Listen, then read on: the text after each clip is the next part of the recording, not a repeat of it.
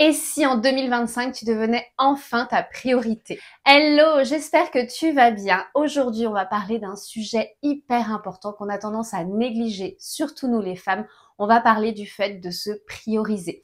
Et oui, ça c'est une action qui fait souvent peur. Mais aujourd'hui, si tu as des objectifs, que ce soit des objectifs de perte de poids, d'équilibre alimentaire, de santé ou tout autre, il faut que tu deviennes ta priorité pour pouvoir avancer vers ces objectifs. Alors je sais, entre le travail, les enfants, la maison à tenir et parfois des soucis familiaux, parfois d'autres choses, on a souvent tendance à reporter à plus tard les actions qu'on a envie de mettre en place, à se laisser un petit peu de côté, à se consacrer aux autres. Et en fait, on s'oublie. Et si on s'oublie, eh ben, personne ne peut prendre soin de nous dans le sens où on est les meilleures personnes pour s'occuper de nous. Et si on ne le fait pas, personne va le faire et on risque de se retrouver sous l'eau, fatigué, voire même en fait complètement dépassé par tout ça et on va avoir du mal à pouvoir avancer vers nos objectifs, ça va vraiment passer au plan secondaire. Donc l'idée aujourd'hui, c'est de pouvoir mettre en place des petites choses dans son quotidien pour pouvoir se recentrer sur soi, pour pouvoir vraiment se recentrer sur ses objectifs, sur qu'est-ce que tu veux vraiment aujourd'hui, quoi. Qu'est-ce qui te tient à cœur si tu fermes les yeux aujourd'hui? De quoi tu as envie là maintenant? Et de se recentrer là-dessus, ça va pouvoir te permettre bah, de te dire, ouais, j'ai vraiment envie d'aller vers ça, de te donner de la motivation, de la clarté aussi. On en a déjà beaucoup parlé dans d'autres vidéos de la clarté, mais ça, c'est vraiment indispensable si tu vas vers des objectifs. Donc, qu'est-ce qui se passe en fait aujourd'hui? Aujourd'hui, on se trouve complètement surmené par notre vie de tous les jours. On se lève à peine levé, on s'occupe des enfants, de la maison, on doit partir au travail.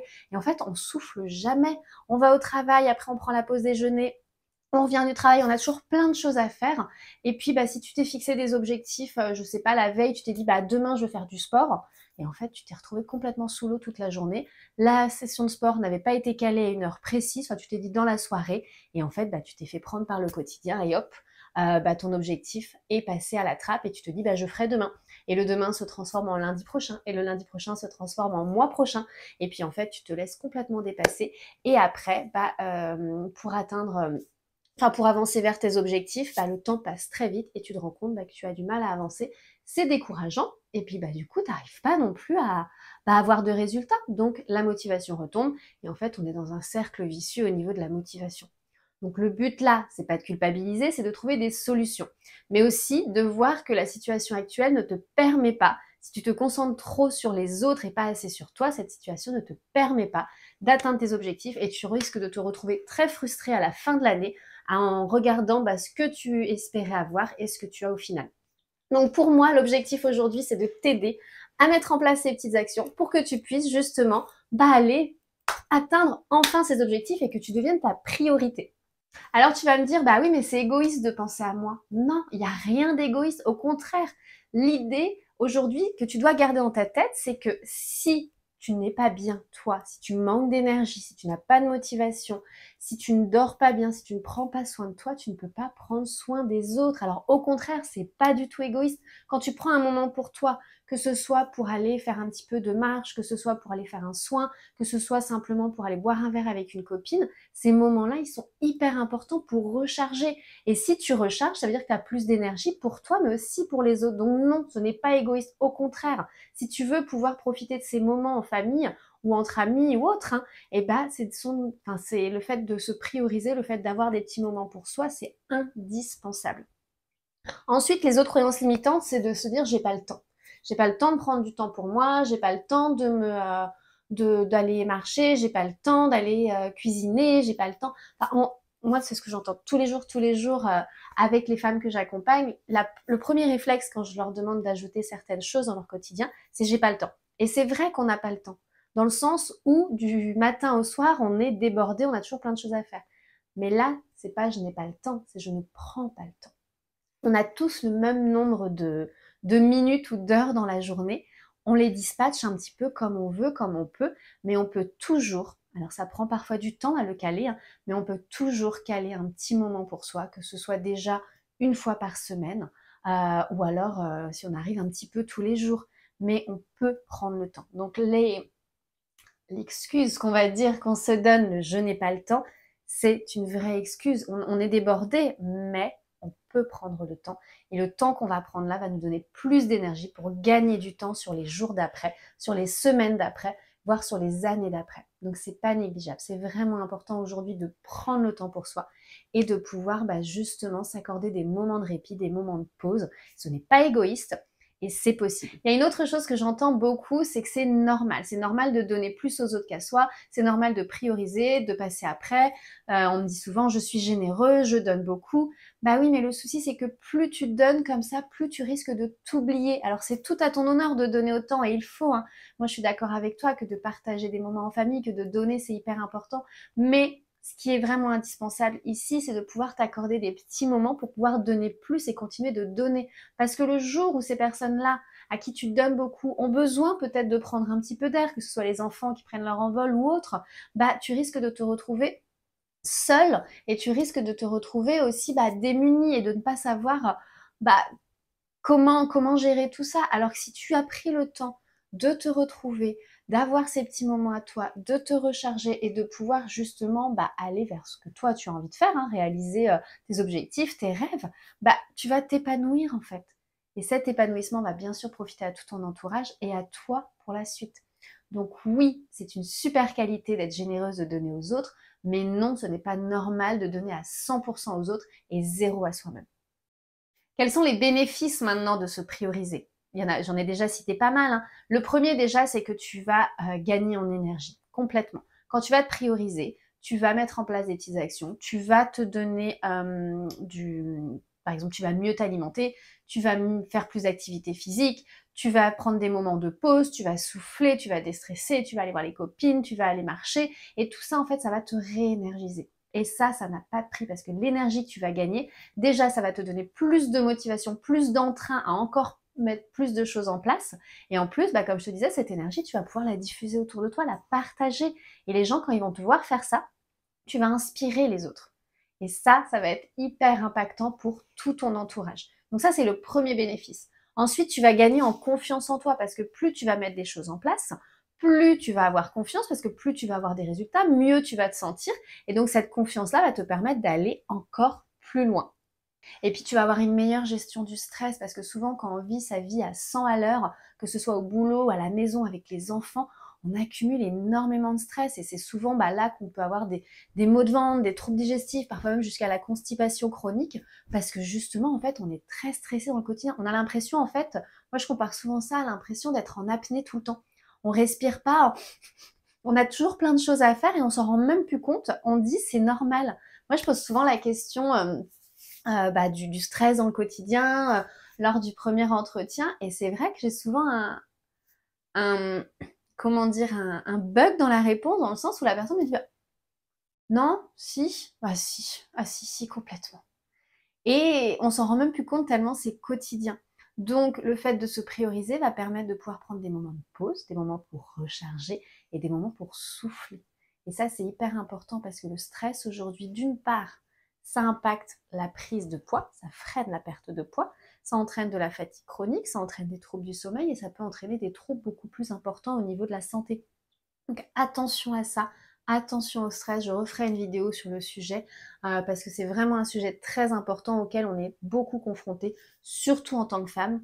Après les hommes sont aussi stressés, hein, je dis pas l'inverse, mais c'est vrai qu'en tant que femme, on se met une pression sur les épaules, on est toujours à courir partout et on prend pas de moment pour soi, donc on souffle pas, on recharge pas et on garde ce stress, on le maintient, sauf que ce stress, le corps, il doit en faire quelque chose et du coup ça peut créer des troubles au bout d'un certain moment. Ok, c'est le moment de passer à l'action. Qu'est-ce qu'on fait? La première chose à faire, c'est de poser tes priorités. Quelles sont aujourd'hui tes priorités? Vers quoi tu veux aller? Quels objectifs tu as? Que ce soit en termes de perte de poids, d'équilibre, de reprendre une activité physique ou autre, hein, ça peut être vraiment qu'est-ce que tu as envie? Si tu fermes les yeux là maintenant, tu fermes les yeux, tu te poses, de quoi tu as envie? À quoi tu aspires? Quels sont tes rêves? Quelles sont tes motivations? Comment tu t'imagines dans quelques mois, dans quelques années? Qu'est-ce que tu as envie de faire? Qu'est-ce que tu as envie d'aboutir? Et ça va te permettre déjà de te recentrer sur toi, de te dire, ok, j'ai ce rêve-là, j'ai cette envie-là, j'ai ce besoin-là depuis quelques mois, quelques années. Aujourd'hui, il est temps de passer à l'action. Aujourd'hui, il est temps que je mette en place de nouvelles choses pour pouvoir atteindre cet objectif. Et pour le faire, il va falloir que je me libère du temps. Et pour se libérer du temps, il va falloir te prioriser. D'où l'objet de cette vidéo, justement, c'est de pouvoir se prioriser pour pouvoir atteindre ces objectifs-là, ces objectifs clés dont tu rêves depuis des mois, des années. Tu les mérites, ces rêves-là. Ils t'appartiennent.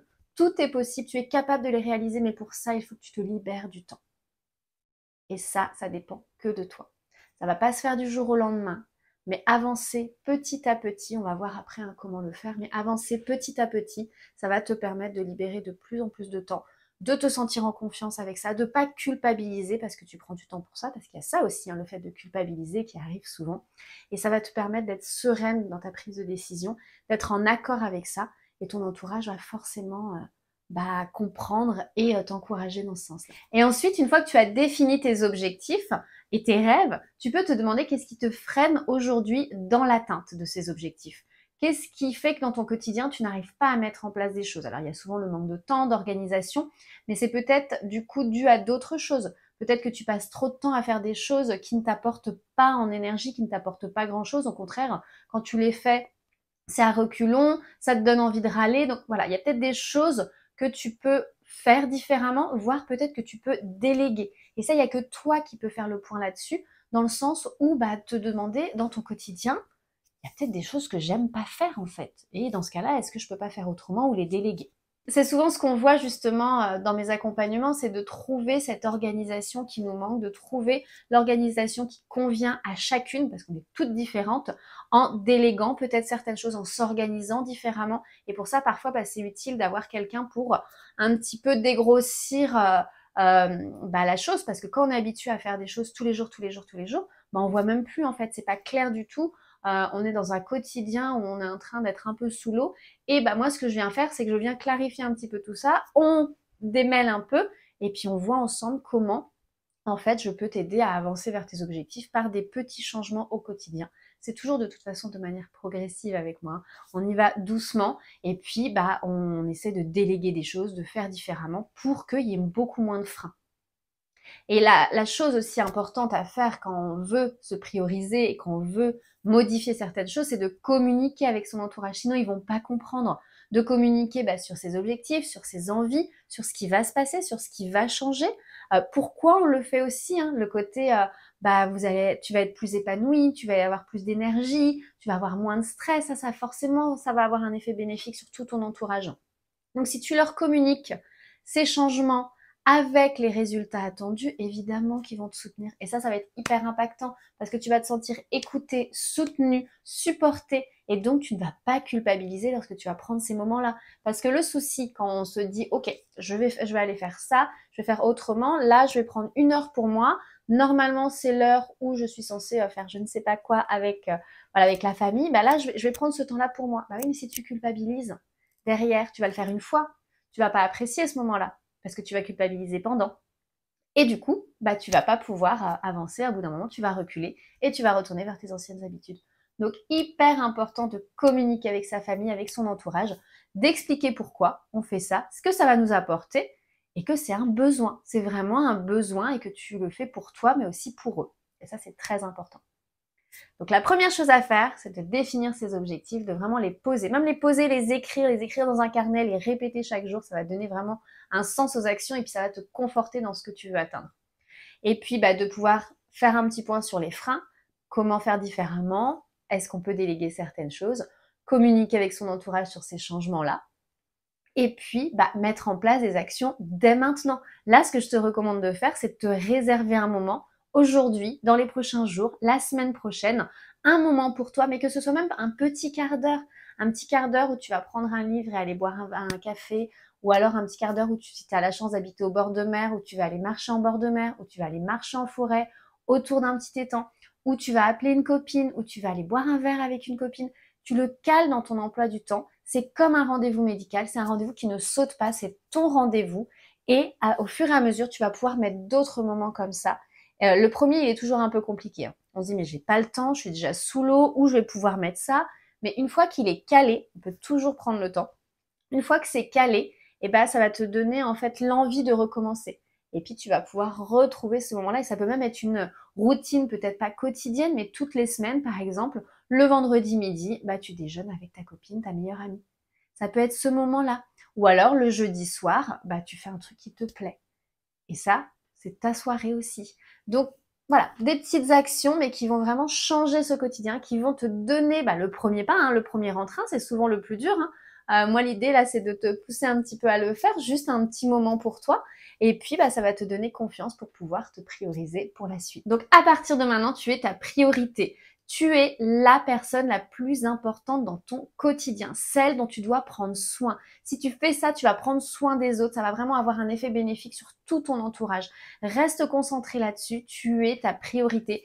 À partir de ce moment-là, tu vas pouvoir atteindre tous tes objectifs, tous tes rêves parce que tu le mérites et que tu en es capable et que tout est possible. Alors je te souhaite une excellente année 2025 et n'hésite pas si tu as besoin de renseignements, si tu veux qu'on papote ensemble, n'hésite pas à m'envoyer un petit message, que ce soit sur les réseaux ou en commentaire juste en dessous. Et si la vidéo t'a plu, n'hésite pas à la partager, à la liker et à t'abonner si tu veux voir les prochaines vidéos. Je te souhaite une excellente journée, je te dis à très vite.